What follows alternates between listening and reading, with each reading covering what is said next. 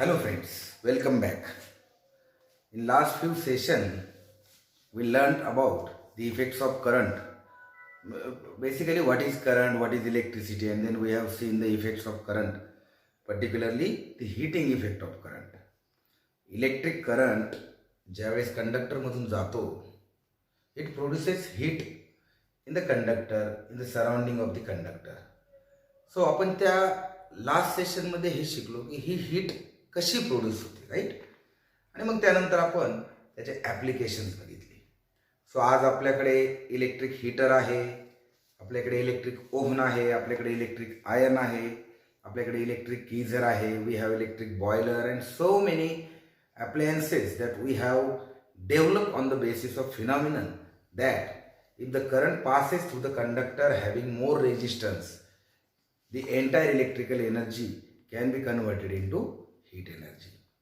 So हा झाला त्याचा ॲप्लिकेशनचा भाग का ज्याच्यामध्ये आपण इलेक्ट्रिक करंटचा उपयोग करून हीट प्रोड्यूस केली, म्हणजे इलेक्ट्रिकल एनर्जीचं रूपांतर आपण हीट एनर्जीमध्ये केलं, राईट. आणि स्ट्रेटवे त्याचा उपयोग आपल्या वैयक्तिक फायद्यासाठी म्हणजे आपल्यासाठी काही इक्विपमेंट्स बनवले.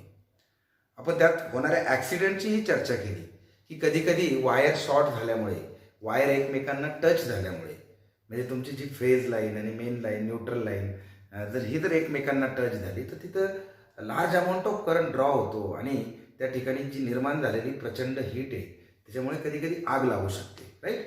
मग त्यासाठी आपण फ्यूज वायरचं कन्सेप्ट शिकलो. फ्युजेस का बसवले जातात सर्किटमध्ये, कारण अशा वेळी ज्यावेळेस अनकंट्रोल्ड आणि लार्ज अमाऊंट ऑफ करंट सर्किटमधून फ्लो व्हायला लागतो, आपले सर्किटमध्ये जे काही इक्विपमेंट्स लावलेले आहेत त्यात आपला टी व्ही असू शकतो, फ्रीज असू शकतो, हे त्या ठिकाणी इलेक्ट्रिकली डॅमेज होऊ शकतात किंवा आग लागण्याचे चान्सेस असतात, फायरचे चान्सेस असतात. म्हणून ह्या फ्यूज वायर स्वतः मेल्ट होऊन तो धोका टाळतात आणि सर्किटमध्ये ब्रेकिंगचं काम करतात, सर्किटला वेगळं करायचं काम करतात. मग आता हे झालं heating effect of electric current. मग ह्या हिटिंग इफेक्टमध्ये आपण बघितलं की करंट, रेझिस्टन्स, टाईम ह्या तीन महत्त्वाच्या फॅक्टरवर ही हीट एनर्जी जी काही जनरेट होणार ती अवलंबून असते. मग तिन्हीपैकी कुठलाही एक वाढला की त्या प्रमाणात ती हीट वाढते. आता आपल्याला ह्या सेशनमध्ये शिकायचं आहे की करंट आणि मॅग्नेटिझम याच्यामध्ये काही संबंध आहे का, म्हणजे करंटच्या पास होण्यामुळं कंडक्टरमध्ये किंवा कंडक्टरच्या भोवती त्याच्या सराउंडिंगमध्ये मॅग्नेटिक फील्ड वगैरे प्रोड्यूस होऊ शकतं का. Yes, exactly. आणि हे काम केलं ओर्स्टेड नावाच्या शास्त्रज्ञाने. ओर्स्टेडने ऑब्झर्व केलं की whenever electric current passes through the conductor, the magnetic field is produce around the conductor. आणि त्याच्या ह्या डिस्कव्हरीलाच magnetic effect of electric current असे म्हणतात. मग आता समजा तुम्हाला जर डेफिनेशन विचारली की what is magnetic effect of electric current, तर सिंपल भाषेत Wien ever the current passes through the conductor, the magnetism is produced, the magnetic field is produced in the surrounding of conductor, and this phenomenon is called as magnetic effect of electric current. मग ओर्स्टेडने नेमकी काय केलं होतं त्याच्यासाठी आपण एक छोटंसं activity जर करून बघितली तर आपल्याला एक्झॅक्टली कळेल की होतं काय, राईट. मग आपण एक ॲक्टिव्हिटी, तुमच्या पुस्तकात एक ॲक्टिव्हिटी दिलेली आहे पहा. एक सिम्पल सर्किट कन्सिडर करा. लाईक आपल्याकडे सपोज एक सिंपल सर्किट आहे ज्याच्यामध्ये एक बॅटरी आहे अशी ह्या पद्धतीने बसवलेली आणि इथे एक बटन दिलेलं आहे तो करंट ऑन ऑफ करण्यासाठी, राईट.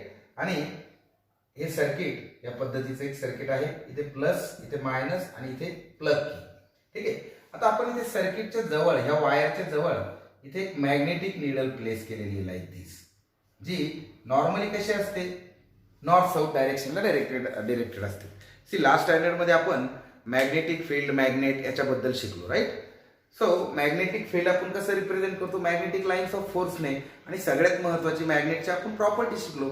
मॅग्नेटची इम्पॉर्टंट, तशा मॅग्नेटच्या दोन प्रॉपर्टीज असतात, एक डिरेक्टिव्ह प्रॉपर्टी आणि दुसरं it always exist in dipole, right. तुम्ही त्याचे कितीतरी तुकडे केले तरी तो एन पोल आणि एस पोल असा भाग त्याला तिथे असतो. आणि डिरेक्टिव्ह प्रॉपर्टी काय सांगते का मॅग्नेट जर तुम्ही स्थिर अवस्थेत ठेवला तर तो बरोबर स्वतःला नॉर्थ पोल डायरेक्शनने अलाइन करून घेतो. त्याचं सिंपल कारण काय आहे की अर्थ itself is a big magnet आणि त्या हिशोबाने तो कुठलाही छोटा मॅग्नेट, मोठा मॅग्नेट, बार मॅग्नेट तो स्वतःला ऍडजस्ट करतो. आता इथे जर आपण एक मॅग्नेटिक निडल, जिला मराठीत आपण चुंबक सूची असंही म्हणतो. आता हे लेक्चर्स बेसिकली सेमी आणि इंग्लिश मिडियमच्या स्टुडंटसाठी मी कंडक्ट करतोय. So I will not use Marathi words for particular term. So magnetic needle, right? It helps us to show the direction. तुम्ही जर कुठे जंगलात फॉरेस्टमध्ये फिरायला गेले किंवा वाळवंटात गेले तर त्या ठिकाणी दिशा समजावी म्हणून, डायरेक्शन समजावी म्हणून मॅग्नेटिक निडलचा वापर केला जातो. त्याला कधी कधी मॅग्नेटिक कंपास असंही म्हणतात, कारण तिची जी निडल आहे ती ऑलवेज नॉर्थ साऊथ डायरेक्शनला राहते. तर ह्या प्रयोगात, ह्या एक्सपेरिमेंटमध्ये, ह्या ॲक्टिव्हिटीमध्ये आपण एक मॅग्नेटिक निडल घेतली. आता ही मॅग्नेटिक निडल ह्या करंट कॅरिंग वायरच्या आपण अशी जवळ ठेवली. ठीक आहे. आता हिची जर नॉर्थ साऊथ डायरेक्शन बघितली तर ही सपोज अशी आहे. आता आपण हे बटन प्रेस केलं म्हणजे इथं करंट अलाउ केला. करंटची कन्व्हेन्शनल डायरेक्शन काय आहे? It will start flowing from positive terminal of battery to the negative terminal of battery like this. So you will observe when the current start flowing through this wire, the needle kept near the conductor, it deflects. ती काय होती? Deflect होती. आता या ठिकाणी करंटची direction जर आपण बघितली, let us say this is point A, this is point बी.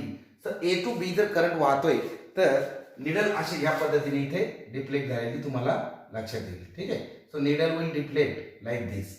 म्हणजे ही या ठिकाणी वेस्ट डायरेक्शनला, right. So it will be deflect in this west डायरेक्शनला ती डिफ्लेक्ट होताना दिसेल. ठीक आहे. मग आता आपण परत सेम सर्किट आपण जर कन्सिडर केलं, आता फक्त आपण काय केलं, इकडे निगेटिव्ह टर्मिनल घेतलंय आणि इकडे पॉझिटिव्ह टर्मिनल घेतलंय. थोडंसं सर्किटची अरेंजमेंट चेंज केली, राईट. आता निगेटिव्ह टर्मिनल इकडे आहे, पॉझिटिव्ह टर्मिनल इकडे आहे. परत की के जर आपण प्रेस केली, करंट अलाउ केला. आता सेम निडल आपण इथे ठेवाशी. Again the needle is pointing in the north south direction like this. ही नॅचरल डायरेक्शन आहे तिची. आता जर करंट अलाउ केला तर करंट आता विरुद्ध दिशेने जाईल. That is it will flow from point B to point A. आता मागाशी बघितलं निडल कुठे शिफ्ट झाली? वेस्ट डायरेक्शनला. आता ती कुठे शिफ्ट होणार आहे? तिची जर डायरेक्शन बघितली तर it will be deflect like this towards east direction. ठीक आहे ना. So it will be this S pole will be move towards the east direction. और you can see here it is east direction. This is not east. So n pole will move towards the east direction. So anyway, ऍक्टिव्हिटीचं importance लक्षात घ्या. आपण काय केलं ह्या ऍक्टिव्हिटीमध्ये? We allowed the current to pass through the wire, to pass through the conductor which is kept near the magnetic needle.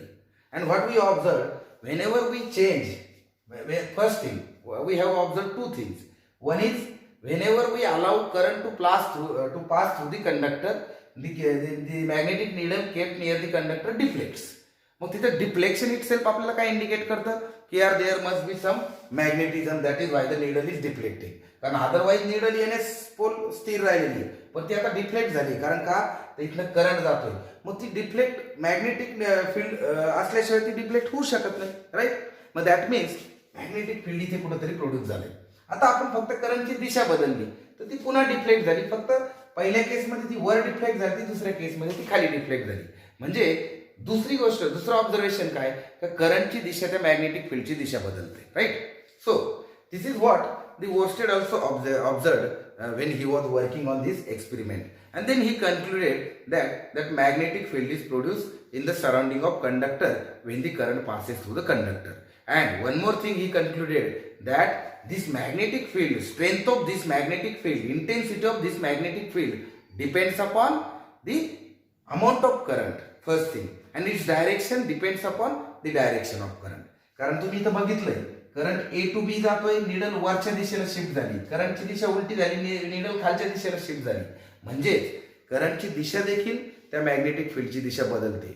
आता current जर वाढवला तर निडलचं डिफ्लेक्शन जास्त वाढेल. आणि मग आपल्याला हे समजून घेण्यासाठी आपण दुसरा प्रयोग केला. सो दुसऱ्या प्रयोगात आपण काय केलं, दुसऱ्या ऍक्टिव्हिटीमध्ये तुमच्या पुस्तकात आणखी एक सर्किट दाखवलेलं आहे मित्रांनो. ते सर्किट समजून घ्यायचा प्रयत्न करा. सी इथे क्वेश्चन ॲज सच काही नसतं.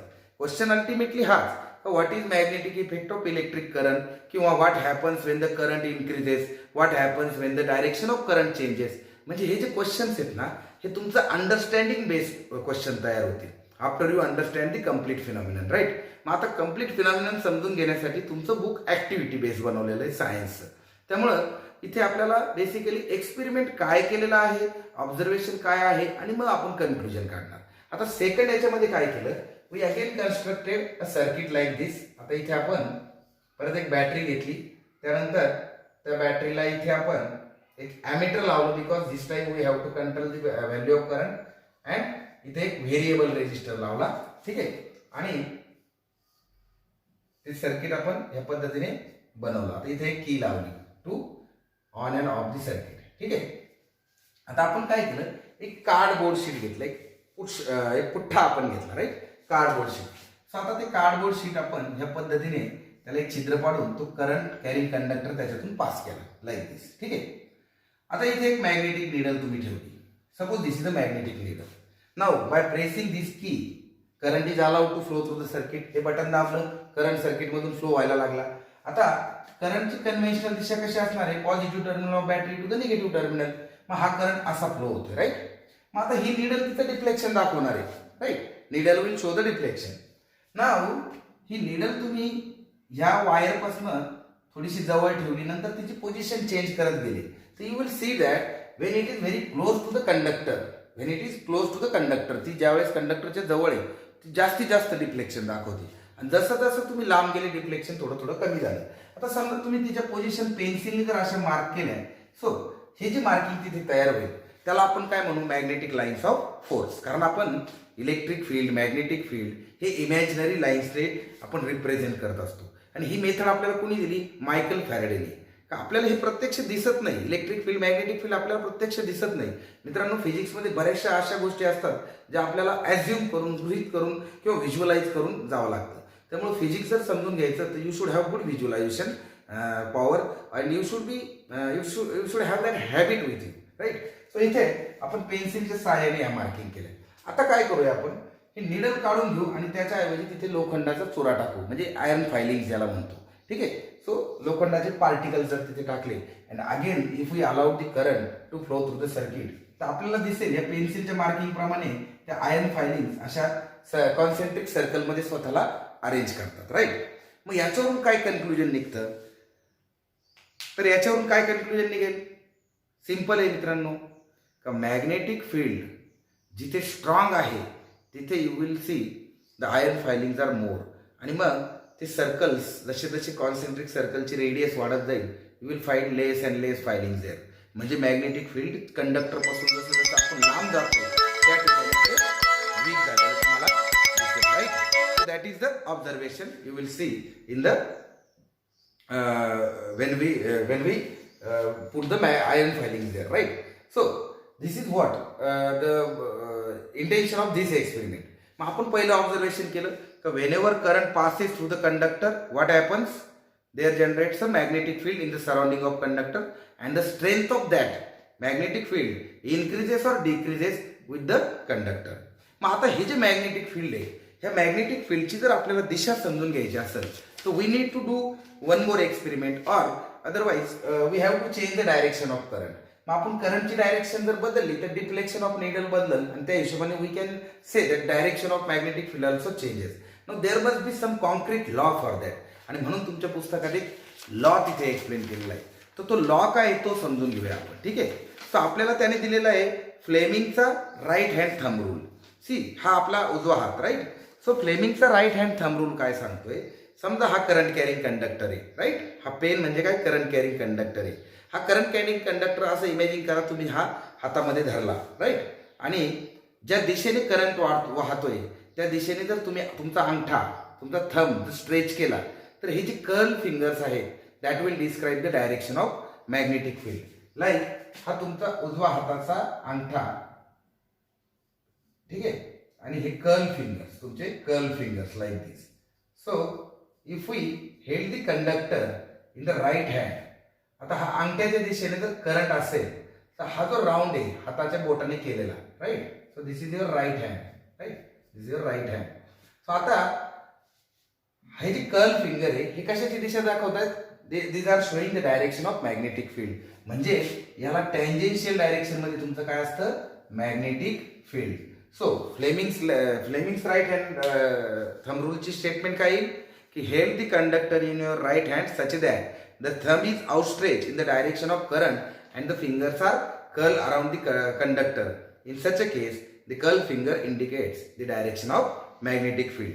So इथे तुम्हाला प्रश्न विचारला जाऊ शकतो का state and explain Fleming's right hand thumb rule, ठीक आहे. आता त्याने इथे फाइंड आउट सांगितलेलं आहे पहा. फाइंड आउट मध्ये काय म्हणतो, the right hand thumb rule is called as Maxwell's corkscrew rule. What is the corkscrew rule. आता कॉर्कस्क्रू म्हणजे काय, आपण बोटल असते पहा, शॅम्पेनची बोटल, त्याला कॉर्क असतो, तर तो काढायसाठी एक विशिष्ट प्रकारचं एक कॉर्कस्क्रू मिळतं.